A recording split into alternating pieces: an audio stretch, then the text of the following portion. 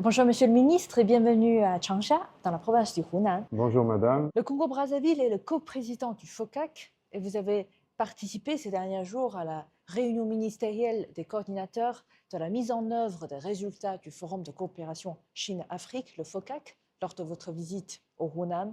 Comment évaluez-vous le résultat de cette réunion? Je vous remercie déjà pour l'opportunité que vous me donnez aujourd'hui d'avoir cette interview avec vous pour faire un peu le point justement sur cette réunion ministérielle des coordonnateurs du FOCAC. Il est vrai que l'année dernière, en septembre 2024, lors du sommet de Beijing, il y a eu le plan d'action de Beijing qui avait été adopté par les chefs d'État. Et il y avait également les 10 actions prioritaires annoncées par le président Xi Jinping, donc ces 10 actions prioritaires pour l'Afrique. Et il était question que le plan commence à les mettre en œuvre. Et à la faveur de cette rencontre de Changsha, les différents ministres africains ont pu faire l'évaluation de la mise en œuvre de ces différentes actions. Et nous avons quand même fait le constat qu'elle n'avançait pas assez vite. Et ça a d'ailleurs été le sens même du message qui a été lu à l'ouverture de la réunion ministérielle par le ministre des Affaires étrangères de la République du Congo, qui a lu un message du président de la République, qui encourageait la mise en œuvre beaucoup plus rapide et beaucoup plus effective de l'ensemble de ces 10 actions prioritaires pour l'Afrique. Et c'est le constat que nous avons fait ici au cours de cette réunion et nous nous sommes engagés à faire en sorte que ces actions puissent se matérialiser beaucoup plus vite pour le bien-être des pays africains.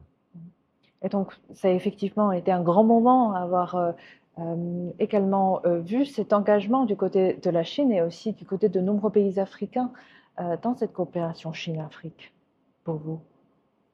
Ah oui, c'est quelque chose de très important parce qu'aujourd'hui, nous ne pouvons pas contester que la relation de coopération entre la Chine et l'Afrique est une relation historique pour de nombreux pays et aujourd'hui, elle revêt un caractère stratégique. Et lorsque plus de 50 pays africains se retrouvent pour évaluer un plan d'action et surtout un certain nombre d'actions prioritaires annoncées dans le cadre d'un forum de coopération, c'est toujours un moment important pour la République populaire de Chine, puisque les pays africains s'inscrivent comme des partenaires de référence aujourd'hui, mais c'est aussi un moment très important pour les pays africains pour évaluer justement l'ensemble de ces actions, puisque c'est quand même du continent africain dont il est question, et nous avons d'ailleurs relevé lors du mot de clôture de cette réunion ministérielle que à l'avenir, il va falloir que nous impliquions beaucoup plus les pays africains dans le mécanisme d'évaluation donc de ces 10 actions prioritaires. Alors, parlons des États-Unis, qui a récemment imposé des droits de douane sur tous les pays africains, jusqu'à, par exemple, 50% pour Lesotho, qui est un pays qui a été fortement, j'imagine, impacté par cette politique. Alors, comment voyez-vous, en tant qu'un pays africain, en tant que Congo-Brazzaville, l'impact de cette politique américaine? Bon, ce que l'on peut dire d'entrée de jeu sans faux fuyant, c'est que cette décision euh, va créer d'énormes bouleversements. Nous pouvons prendre par exemple en premier lieu le bouleversement par exemple de la chaîne d'approvisionnement au niveau donc d'un certain nombre de produits en Afrique, avec des impacts économiques non négligeables qui vont être occasionnés du simple fait de cette décision. Mais si, en tant qu'Africains, nous essayons d'aller peut-être un peu au-delà et de regarder cela différemment, nous pouvons également nous rendre compte que cette décision, en plus du bouleversement donc de cette chaîne d'approvisionnement, peut créer une espèce d'augmentation euh, du bouleversement d'un certain nombre de flux au niveau du continent. Et certains pays africains qui sont, eux, euh, très dépendants d'un certain nombre de matières premières peuvent voir en réalité la volatilité de certains prix s'exercer de manière totalement arbitraire. Et ça, pour nos économies, c'est quand même très dangereux.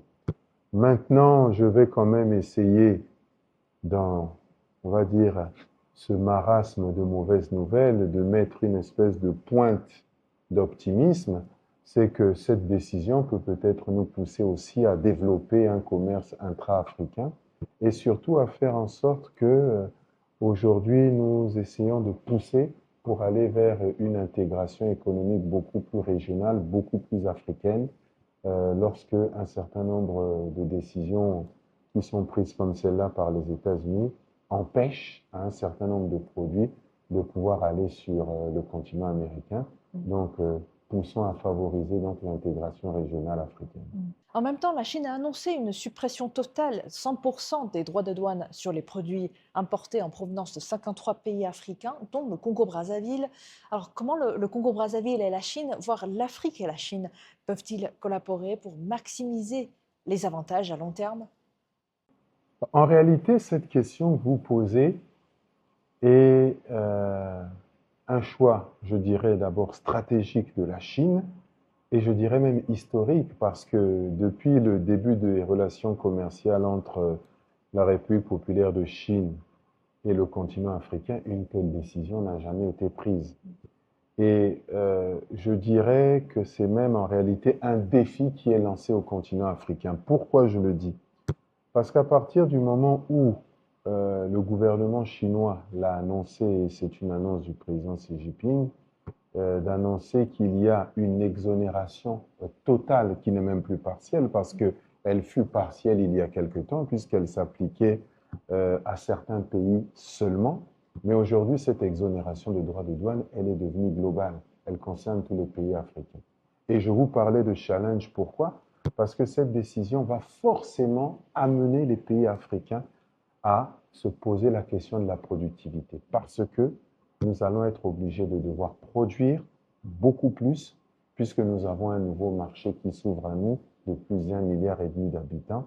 Et les produits qui vont être produits par les pays africains peuvent être envoyés désormais en Chine sans aucune taxe douanière. Et la deuxième chose que je relève peut-être à ce niveau-là aussi, c'est que ça va nous pousser aussi dans le cadre donc de la diversification de nos économies, à voir comment est-ce que nous pouvons faire en sorte que les industries chez nous deviennent maintenant des industries à forte valeur ajoutée, parce que nous allons devoir transformer aussi un certain nombre de produits chez nous pour pouvoir les exporter.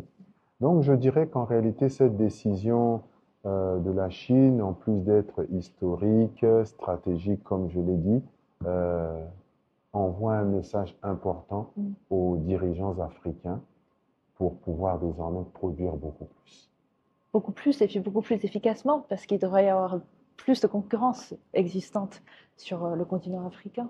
Vous savez, la concurrence existante sur le continent africain, nous allons l'avoir nous-mêmes, parce que n'oublions pas que nous avons décidé d'avoir donc la zone libre continentale africaine, donc qui est en réalité un marché concurrentiel africain, puisque ça va pousser tous les pays africains à devoir échanger entre eux, et donc pourront échanger plus efficacement les pays africains qui vont pouvoir produire. Ceux qui n'auront pas réussi le challenge dont je parlais de pouvoir produire vont se retrouver malheureusement à être de simples consommateurs. Donc en réalité, la concurrence, elle est partout, même au niveau africain, mais sur la question également des droits de douane, il y aura également une concurrence, mais je pense qu'elle sera saine entre les États. Le Congo-Brazzaville est le pays d'invité d'honneur de cette édition de l'exposition économique et commerciale Chine-Afrique.